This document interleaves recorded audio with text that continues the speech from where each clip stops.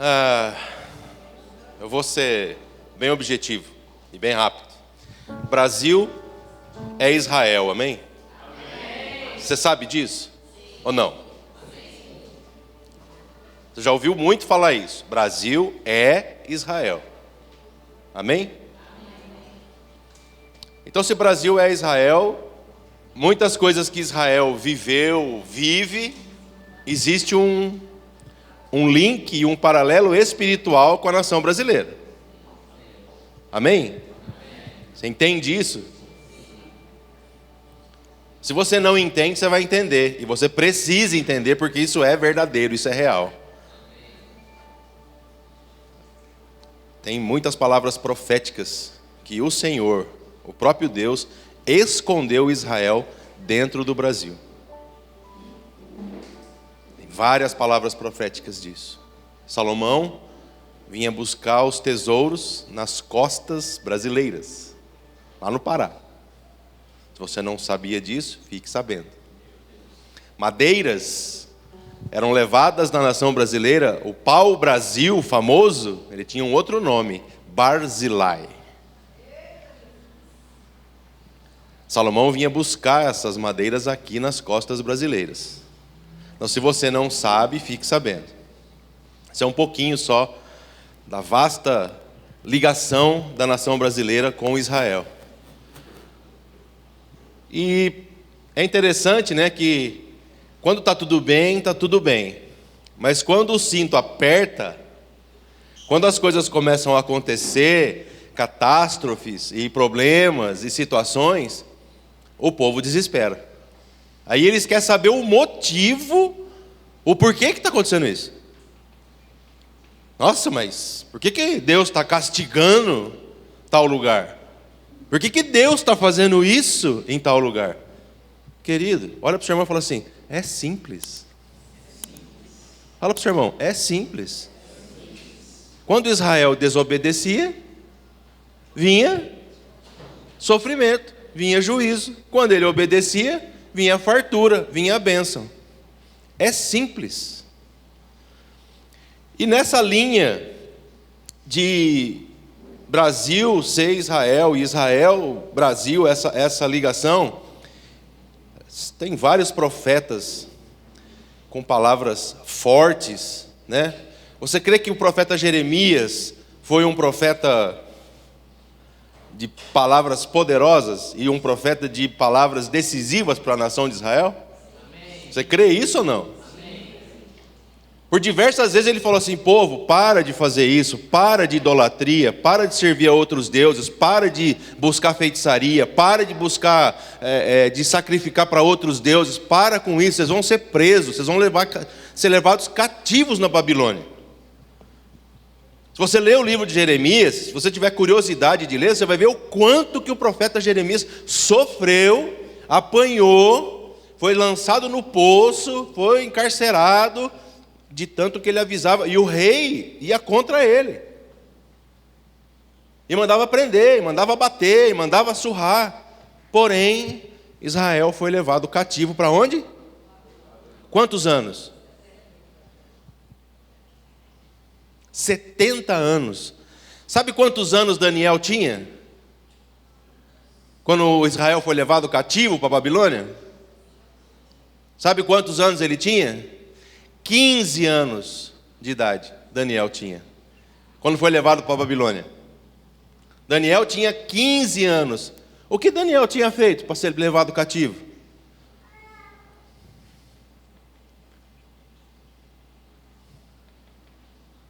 O que Daniel fez para ser levado preso, cativo à Babilônia? Fala assim, nada. Sabe quem fez? Os pais. Tanto que ele vai orar e fala assim, Pai, perdoa o pecado dos meus antepassados. Daniel não fez nada para ser levado cativo. Sabe quantos anos Daniel tinha quando ele descobre que os pais tinham pecado e o porquê ele foi levado preso? 75 anos. 60 anos depois, Daniel vai orar, e aí todo mundo quer fazer jejum de Daniel. Olha para o seu irmão, quer fazer jejum de Daniel? Fica preso 60 anos na Babilônia. Sem fazer nada, sem ter pecado nada, sem ter ido contra a palavra do Senhor. Daniel foi firme, orava 3 vezes por dia, e os caras estavam ali caçando ele, jogando ele em cova, e prendendo, e fornalha, e os amigos dele junto. E ele ali, firme com o Senhor, sem desobedecer. Foi levantado como governador de províncias. Então todo mundo quer fazer jejum de Daniel, mas pergunta se quer passar pelo 60 anos de prisão, sem desobedecer.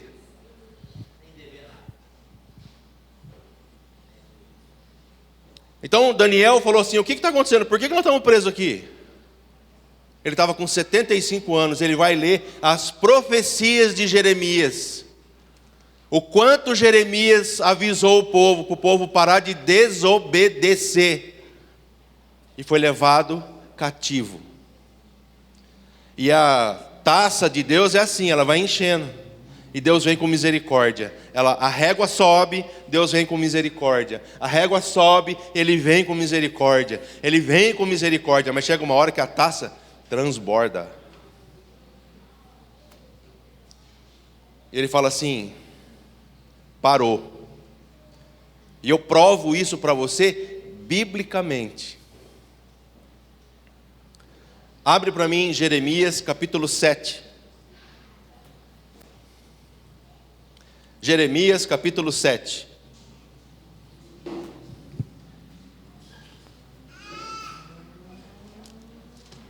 Versículo 16.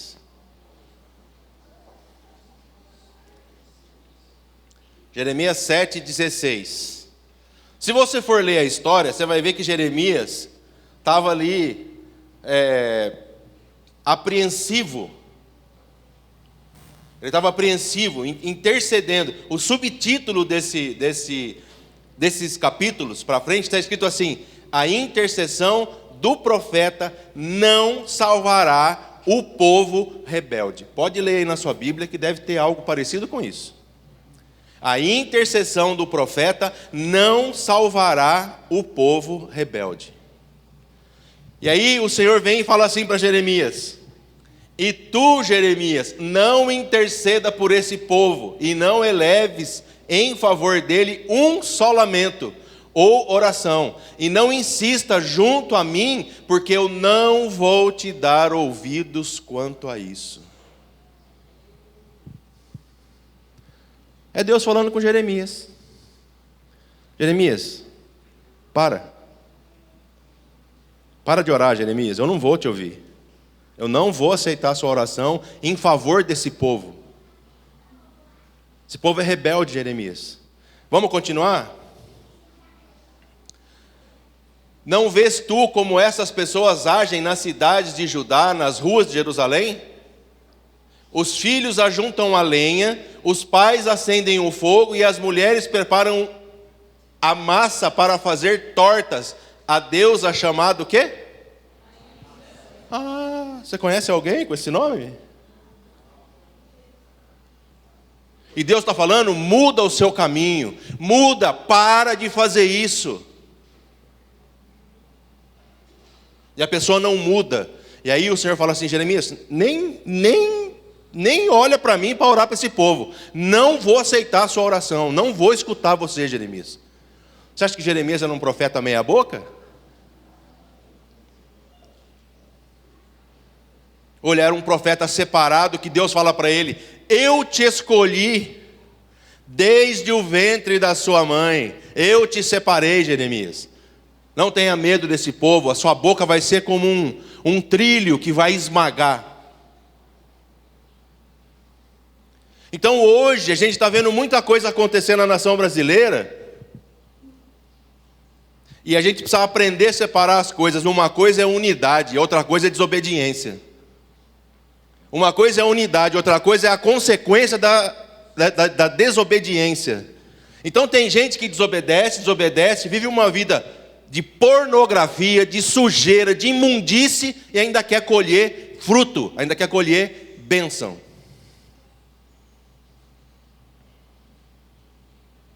Olha para a pessoa que está do seu lado. Sinto muito. Se você vive assim, a única coisa que você vai colher é desordem e desgraça. E é interessante que Deus fala assim para nós: não tenha inveja do ímpio quando o ímpio prospera. Não tenha inveja do ímpio quando ele... Porque você pode ter certeza que nessa prosperidade é a armadilha, a cilada para o tombo. É a armadilha, a cilada para a queda.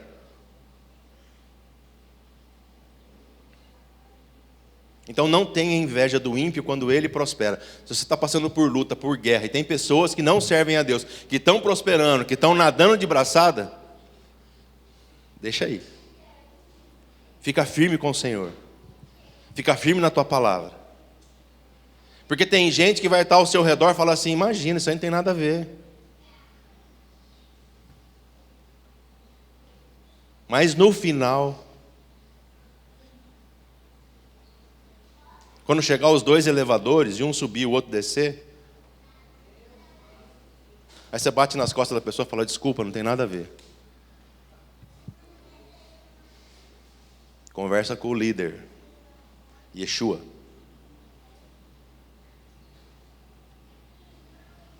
Ninguém está aqui julgando. Ninguém está aqui apontando o dedo a nada. Eu só estou falando da questão de obediência, que eu acho que faz mais de ano que a gente vem falando isso, a gente vem batendo nessa tecla. Por quê? A porta está estreitando. Aí você vê governo pagar 60, 70 milhões para fazer um rito satânico no Rio de Janeiro, mas não vê eles gastar 10 mil para abençoar uma família. Tem que fazer conta, sabe? Tem que fazer votação. Tem que votar, tem que passar no Congresso para ver se pode ajudar. Mas 60 milhões para fazer um show, não tem problema não precisa nem votação. Pode dar de graça. E aí abre-se uma porta infernal na nação brasileira e todo mundo aplaudindo. Desculpa o termo, os vagabundos de plantão aplaudindo e achando maravilhoso.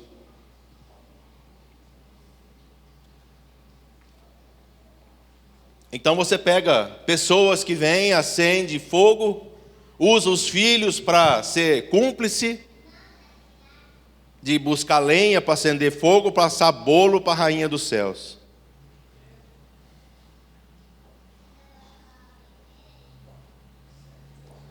E aí vai fazendo isso, e vai fazendo isso, e vai fazendo isso, anos fazendo isso e desobedecendo. E a nação passando por castigo.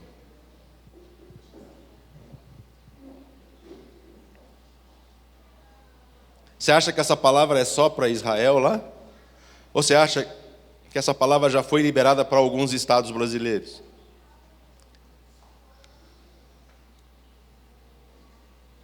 Para de pecar. Para de idolatrar. Para de feitiçaria. Para de macumba. Vai buscar o caminho do Senhor. Ezequiel 7. Esses dias estava em casa e a gente foi sentar lá para organizar algumas coisas. Eu sentei na mesa. Estava o Gabriel, a Fernanda. Quando eu sentei na mesa junto com a Eliane, o Senhor falou assim: leia Ezequiel 7. Eu levei um choque.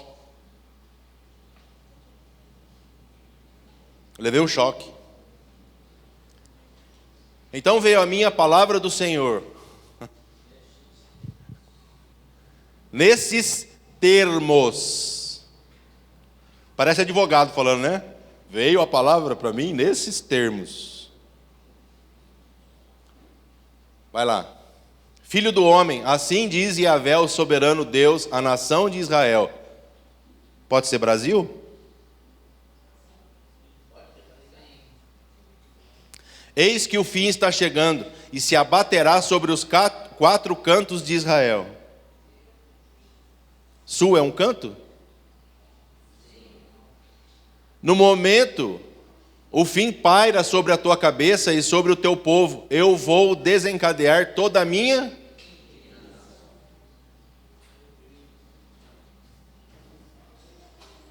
Eu te julgarei conforme as tuas procedimentos e retribuirei todas as tuas...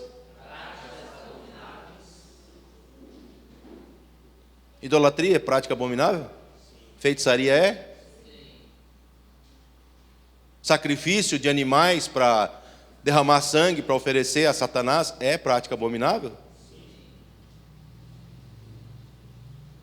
Nível de pedofilia?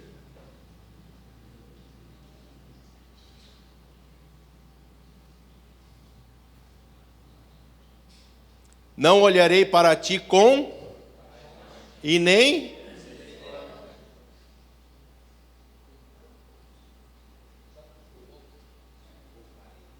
tão pouco te pouparei, com certeza eu te pagarei por tua conduta e tuas ações no meio do teu povo. Então saberás que eu sou Yahvé, o Senhor. Então precisa vir uma desgraça, precisa vir uma destruição, precisa vir pancada, precisa vir terremoto, precisa vir chuva, precisa vir rodamuinho, precisa pegar tudo, perder tudo, para eu descobrir quem é Deus, porque eu não ouço.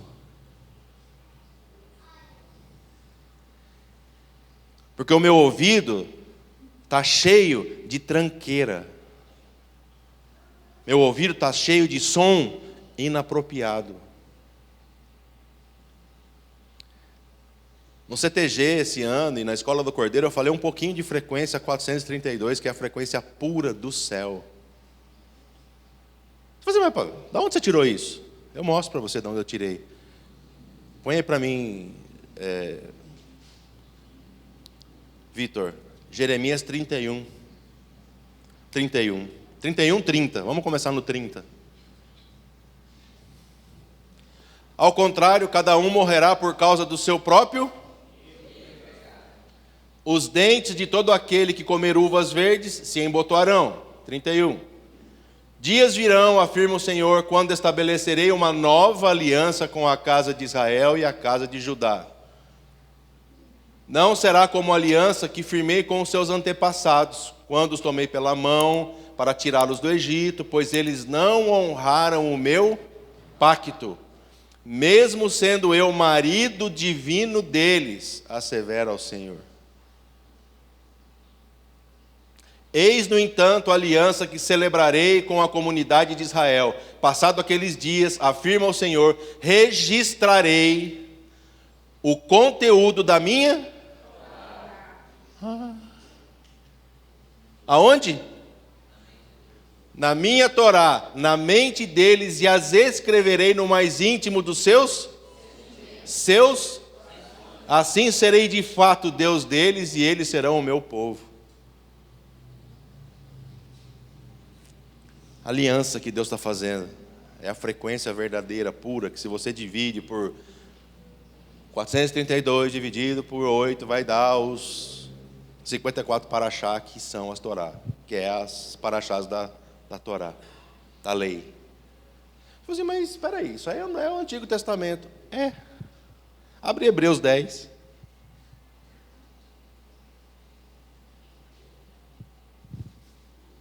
Vai lá, Hebreus 10. Assim, considerando que a lei oferece somente um vislumbre dos plenos benefícios, que não há de vir, e não exatamente a sua realidade, jamais poderá, mediante os mesmos sacrifícios, repetidos, ano após ano, aperfeiçoados, que se achegam para adorar.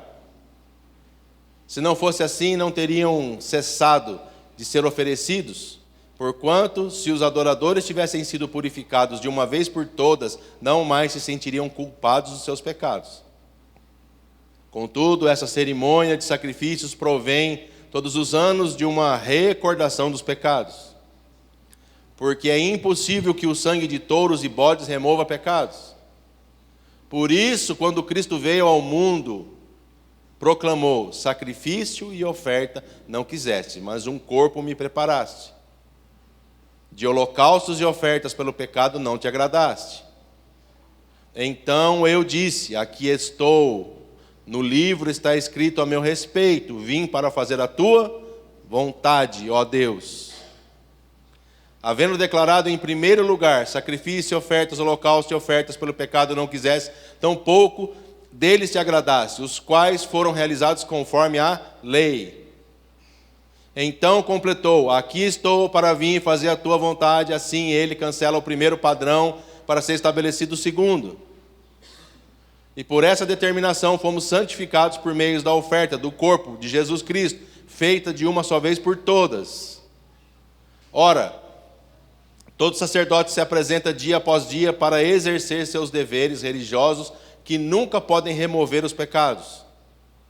Jesus, no entanto, havendo oferecido para sempre um único sacrifício pelos pecados, assentou-se à direita de Deus, aguardando daí em diante até que seus inimigos sejam submetidos por estrado dos seus pés.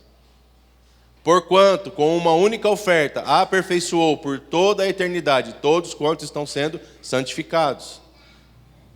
E disso igualmente nos dá testemunho o Espírito Santo, porquanto após ter declarado: esta é a aliança que farei com eles depois daqueles dias, diz o Senhor. Colocarei as minhas leis no âmago do seu coração e escreverei profundamente na sua mente. É o mesmo texto que está escrito lá em Jeremias?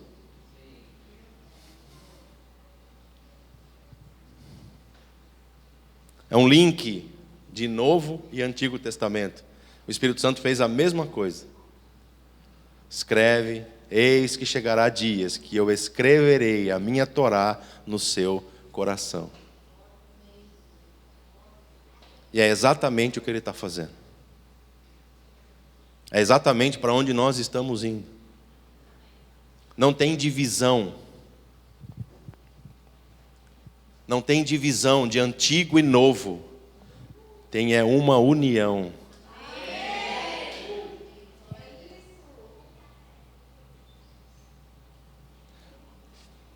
O homem tinha 2 filhos. Parábola do filho pródigo. Certo?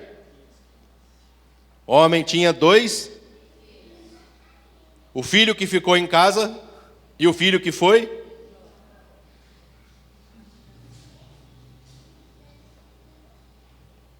O filho que ficou em casa é quem? E o filho que foi embora e voltou é quem?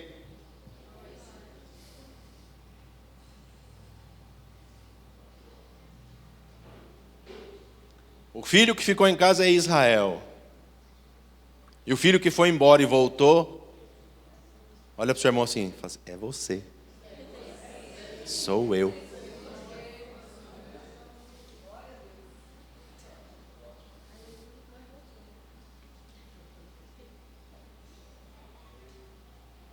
Não tem separação.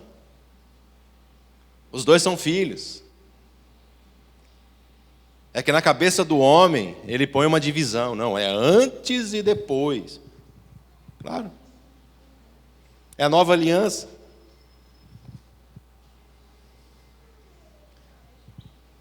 Olha para o seu irmão e fala assim para ele assim: ó, sabe por quê? Você veio de ponta cabeça?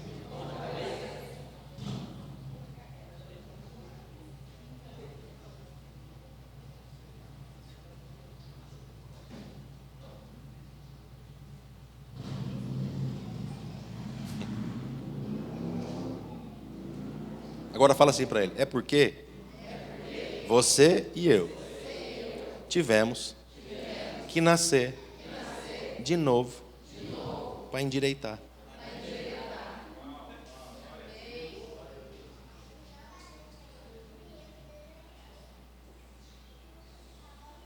Você nasce de novo, eu nasci de novo.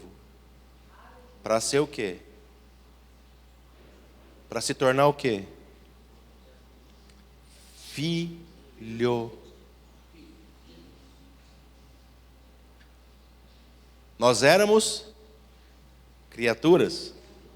Quando você nasce de novo, você se torna. E aí o mundo vem e fala assim: todos são filhos.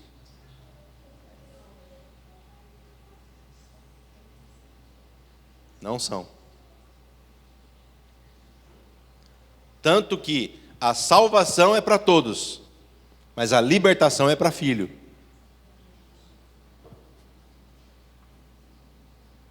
A salvação é para todos, mas a libertação é para filho, é para quem se torna filho.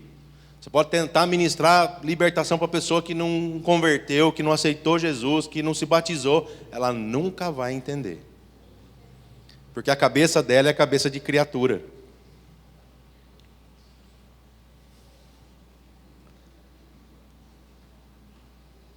E aí o mundo quer impregnar a sua mente, a minha mente, com as coisas do mundo. Com as frequências do mundo. Estava comentando hoje de manhã com a Andressa, com a Eliene. Ontem a gente chegou extremamente cansado, mas a gente ainda foi comer alguma coisa, ligamos um pouquinho a televisão e estava lá aparecendo um filme. Aquaman. Eu falei, mas o filminho ruim. Meu Deus do céu. Mas teve algo que chamou a nossa atenção. Derramamento de sangue, frequência, ressonância, DNA, criança. Eu falei, engraçado, né? Esse povo conhece tudo isso e trabalha em cima de tudo isso. E aí nós saímos da escola do Cordeiro, cansado, vim para casa. O Senhor vou te falar algo que afeta. E eu tinha ministrado a respeito de átomo, né? De você, o inimigo ele joga uma seta com um tipo de frequência, pega no nosso átomo e o nosso átomo vai derramando e vai virando uma boliche. Você joga e vai destruindo. Eu falei, Deus, que negócio doido. Eu tenho a revelação, eu conheço a palavra, sei que está fazendo isso, mas que destruição é essa?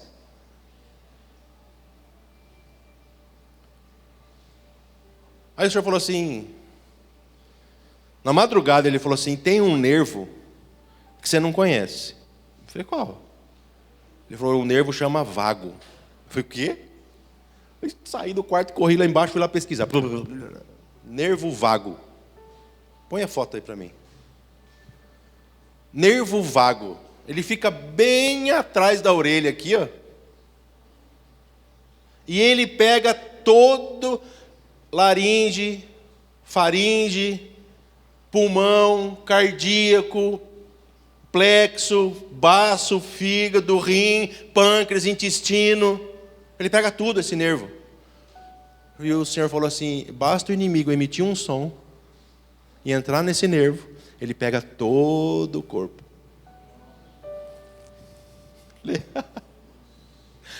Obrigado, pai. Agora eu entendi o boliche. Basta bater aqui, puf, vem uma avalanche derrubando todas as bolinhas, todos os pinos.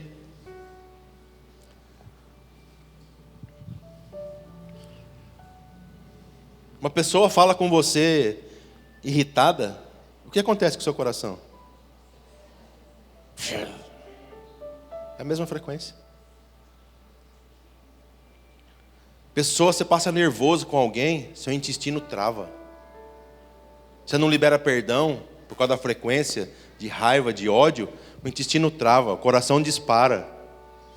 Passa mal do fígado, dá ânsia de vômito, mexe com a cabeça. Tem pessoa que perde até a fala, de tão nervoso que fica.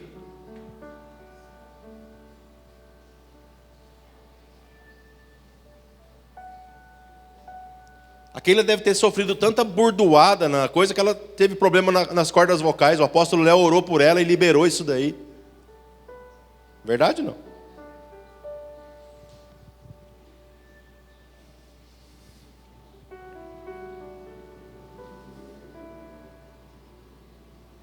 Frequências, querido. A guerra nossa hoje, ela saiu só de expulsar demônio aqui embaixo. A guerra, ela virou cósmica. É ataque, são dardos inflamados. A guerra é contra principados e potestades do Efésios 2:2. Está escrito o quê?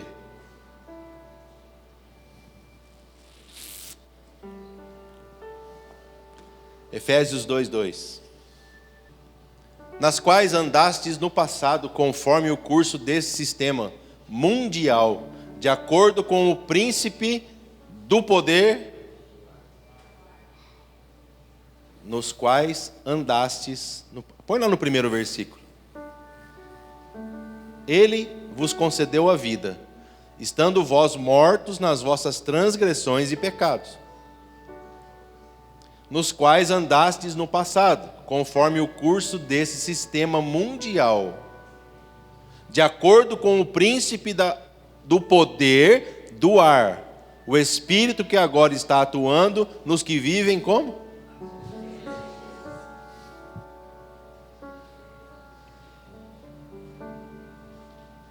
É simples assim.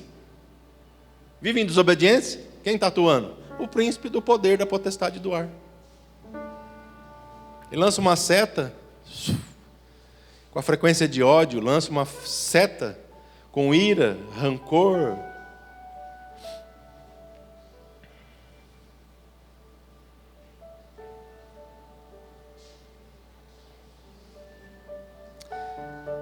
Se você conseguir entender que o céu já está, Deus já estabeleceu todas as coisas. Amém? Tanto que Jesus vem e fala assim: seja feita a tua vontade na terra como está no céu. Está pronto lá. Você acredita que lá em cima deve ter um lugar onde tem armários enormes com cura? Semente de cura, semente de provisão.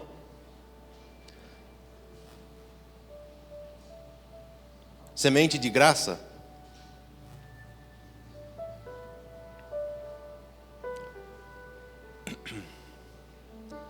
Por que eu estou falando isso?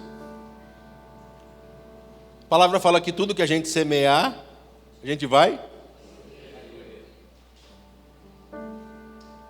Então eu sou um agricultor, você é um agricultor. Se eu semear uma semente de amor, eu vou colher. Se eu semear uma semente de alegria, eu vou colher. Se eu planto manga, eu não vou colher mexerica.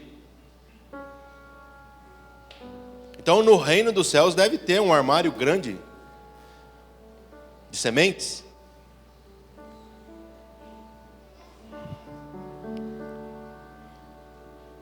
E como Satanás não cria nada, ele só copia, o inferno também deve ter um armário. Para uma semente de amor, tem uma de ódio. Para uma semente de vida, tem uma de morte.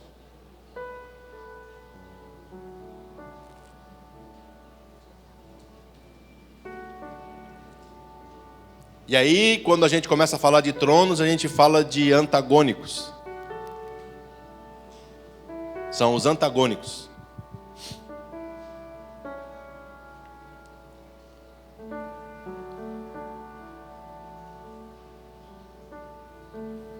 Põe no versículo 3 para mim de Efésios 2. Anteriormente, todos nós também caminhávamos entre eles, buscando satisfazer as vontades da carne, seguindo os seus próprios desejos e pensamentos, e éramos, por natureza, destinados à ira. No entanto, Deus, que é rico em misericórdia, por meio do grande amor com que nos amou, deu-nos a vida com Cristo, estando nós mortos em nossos pecados, portanto, pela graça sois salvos.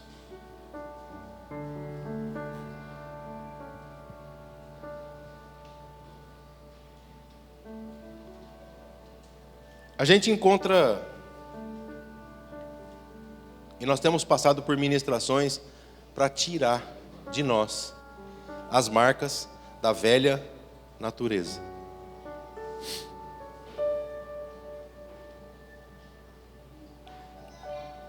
O apóstolo Léo dá o nome de animalesco.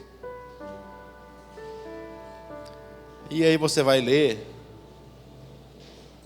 o apóstolo Paulo fala assim: eu luto e esmurro a mim mesmo para destruir as feras que estão dentro de mim. Que fera é essa?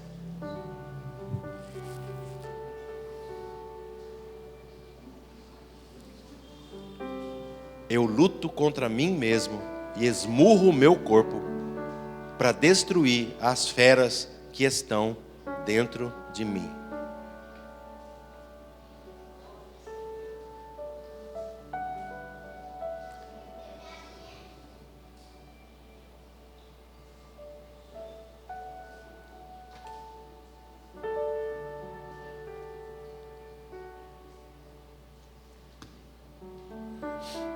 Quando eu passei por essa ministração em janeiro de 2023,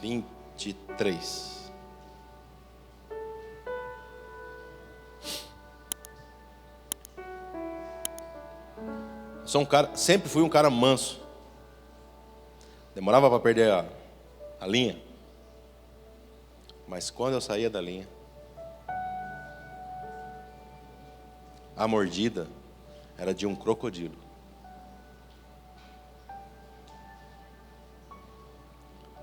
Era destruidora. Você já viu como o crocodilo faz? Ele não morde só, ele morde e vira. Você já viu isso? Ele bate a boca, se ele estiver na água, ele bate a boca e vira. Para estraçalhar. A minha mordida era de estraçalhar. Eu não tinha noção disso. E eu passei por essa ministração com o apóstolo Léo e a apóstola Nelma. A apóstola Nelma passou na minha frente, eu vi ela passar, bateu no peito de um, quase matou o cara. Tinha várias pessoas que estavam aqui. A apóstola Nelma é baixinha, mas na unção, ela fechou a mãozinha assim e deu no peito do cara. O cara voou longe. Falei, nossa Deus, tá feia a situação desse rapaz.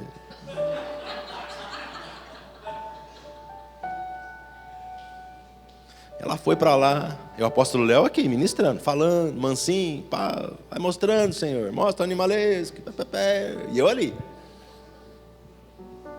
E a apóstola Léo foi para lá, virou e veio, pá, parou na minha frente, olhou assim para mim, eu olhei para ela, falei, acho que ela não vai bater, não. Ela deu um murro no meu peito, gente. Eu estava aqui, eu voei para trás, acho que 1 metro e pouco. Quando eu voei para trás, eu vi um crocodilo sair da minha boca. Falei, que é isso?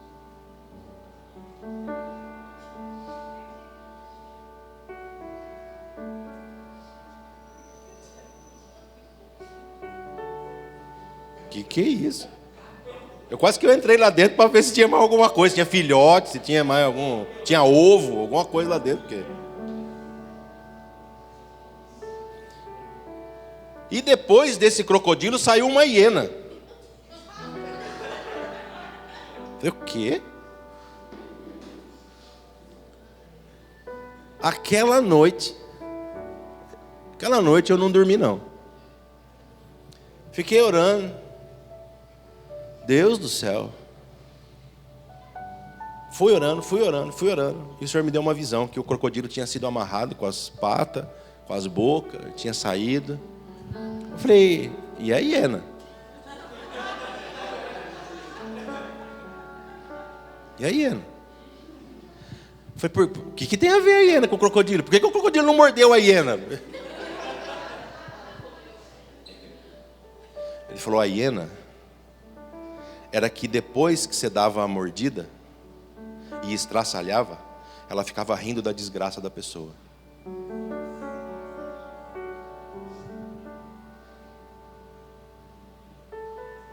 Falei, meu Deus do céu, que isso? Nível de ira que pode suscitar de um homem. Ele mata, destrói e ainda ri da desgraça.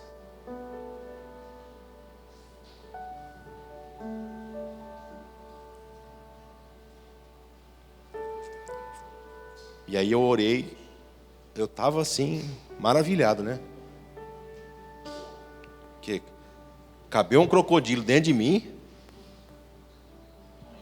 uma hiena. Falei, que animalesco é esse? Falei, eu tenho aquele que carrega um elefante, aquele que carrega um hipopótamo, aquele que carrega um rinoceronte, aquele que carrega uma serpente. Falei, Deus, eu vou virar agora um crocodilo Dundee, caçador de...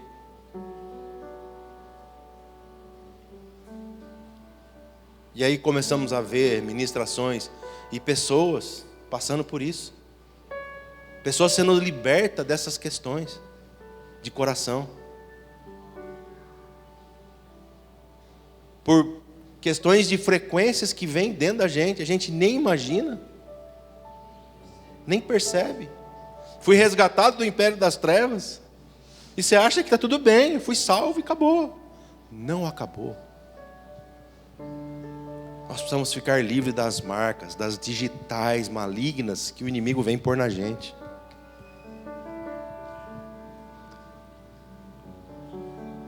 Como que você reage quando você leva um choque? Como você reage no trânsito?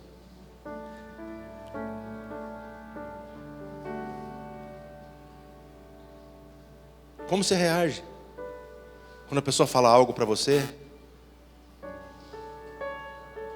Qual o nível de manipulação que você tem para querer dominar as pessoas?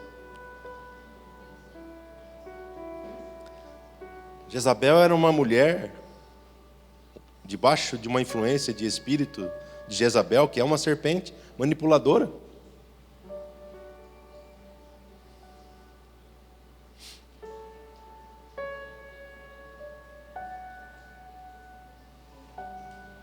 E quando fiquei livre disso, falei, Deus, quero ajudar pessoas. Quero ajudar pessoas. E fui vendo.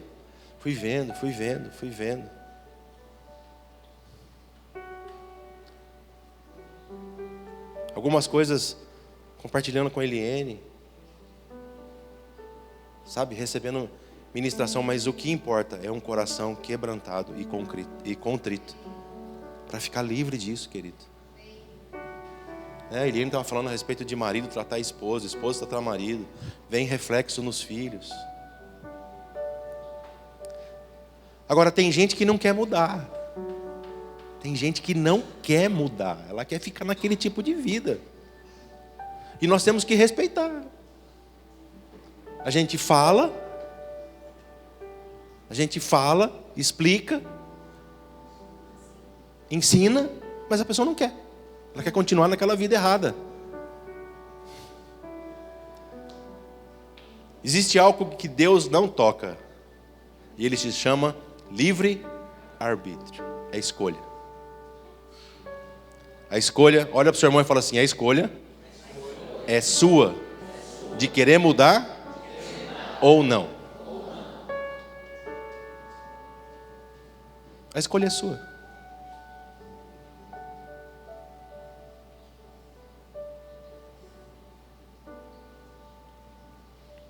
Todos nós temos a oportunidade de mudar.